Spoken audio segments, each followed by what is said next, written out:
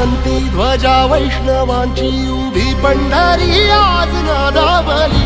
तुझे नाव ओठी तुझे रूप ध्यानी जीवाला तुझी आस गा लागली। जरी बाप साऱ्या जगाचा परी तू आम्हाले कराची विठू माऊली।